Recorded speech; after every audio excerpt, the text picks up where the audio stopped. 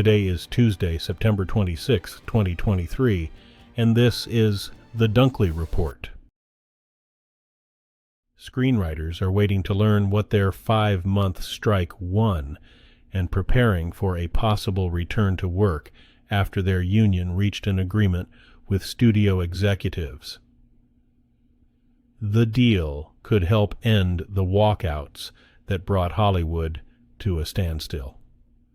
The historic shutdown will go on for now. Actors are still on strike with no talks planned, but the tentative writers' deal announced Sunday night may provide momentum that could lead to a resolution for them, too. That would allow full production to resume for the first time since May. The next step is for the governing boards of the Writers Guild of America to vote on the contract, which will happen Tuesday. A white Texas gunman who killed 23 people in a racist attack on Hispanic shoppers at a Walmart in 2019 has agreed to pay more than $5 million to families of the victims. U.S. District Judge David Guadarrama signed off Monday on the amount that Patrick Crusius must pay in restitution. Crusius was sentenced to 90 consecutive life sentences in July after pleading guilty to federal hate crime charges following one of the nation's worst mass killings. Crusius still faces a separate trial in a Texas court that could end with him getting the death penalty. The first of thousands of residents who lost their homes in the wildfire that destroyed the Hawaii town of Lahaina have returned to their devastated properties. Some stopped for a moment of reflection, and others searched for mementos among the ruins. The interim administrator of the Maui Emergency Management Agency, Daryl Oliveira, says some people have been taken aback by the extent of the devastation from the August 8th wildfire, which killed at least 97 people. The burned area has been off-limits to all but authorized workers since the days immediately after the fire. But on Monday, officials opened a small part of it for residents to enter on supervised visits.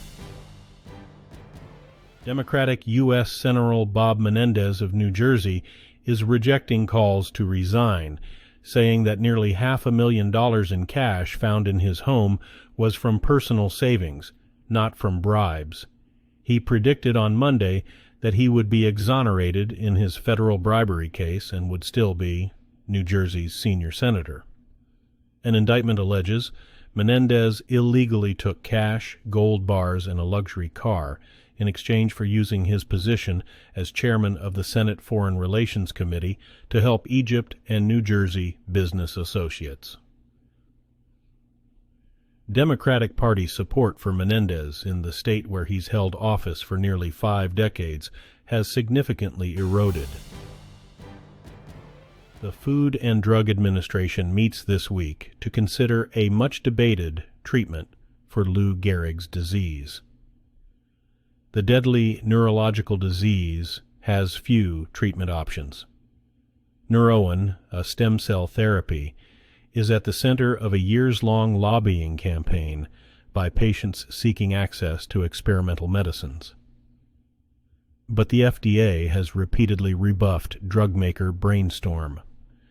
The agency says the company's only study failed to show a benefit for patients. The review is the starkest test yet of FDA's commitment to regulatory flexibility to help patients with rare, deadly conditions. Advocates see reasons for optimism. The FDA has approved 2 new treatments for ALS in the past year after intense lobbying by patients.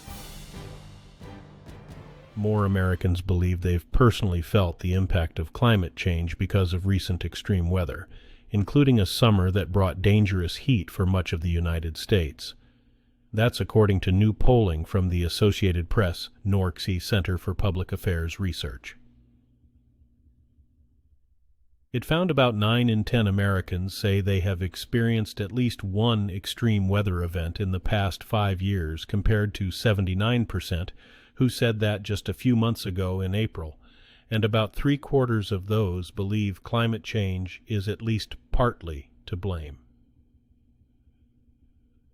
One poll respondent who endured Phoenix's record heat wave this summer said it was the first time she's felt afraid of the changing climate.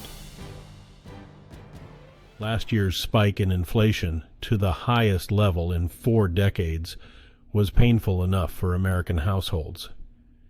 Yet the cure, much higher interest rates to cool spending and hiring, was expected to bring even more pain. Grim forecasts from economists had predicted that as the Federal Reserve jacked up its benchmark rate ever higher, consumers and businesses would curb spending, companies would slash jobs, and unemployment would spike as high as 7%. Yet so far, to widespread relief, the reality has been anything but. Inflation has tumbled from its peak of 9.1% in June 2022 to 3.7% on the back of the Fed's rate hikes. Yet the unemployment rate, at a still low 3.8%, has scarcely budged. Last year's spike in inflation, to the highest level in 4 decades, was painful enough for American households. Yet the cure, much higher interest rates to cool spending and hiring, was expected to bring even more pain. Grim forecasts from economists had predicted that as the Federal Reserve jacked up its benchmark rate ever higher, consumers and businesses would curb spending, companies would slash jobs, and unemployment would spike as high as 7%. Yet so far, to widespread relief, the reality has been anything but. Inflation has tumbled from its peak of 9.1% in June 2022 to 3.7% on the back of the Fed's rate hikes. Yet the unemployment rate, at a still low 3.8%, has scarcely budged. Past high-profile trials suggest additional scrutiny and stress for the 4 judges overseeing the indictments against former President Donald Trump. But the challenge facing Fulton County Judge Scott McAfee in Georgia is unlike any of the others. McAfee is the only judge to allow television cameras in the courtroom to broadcast hearings and any trials. McAfee is presiding over a sprawling indictment with 19 defendants, and the trials will play out in a battleground state. Trump narrowly lost in 2020. McAfee took the bench just this year, but attorneys who've worked alongside him say his demeanor and years of work as a prosecutor have prepared him for heightened pressure. Oil prices are up, and that affects people far and wide. Drivers pay more for gasoline, and truckers more for diesel.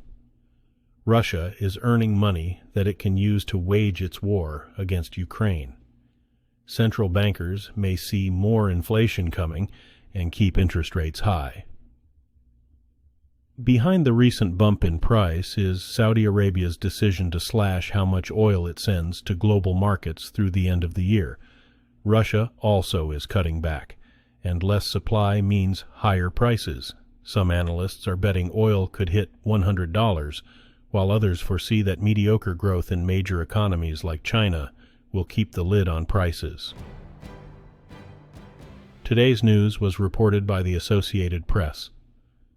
This has been the World News for Tuesday, September 26th, 2023. Thanks again for joining us at The Dunkley Report.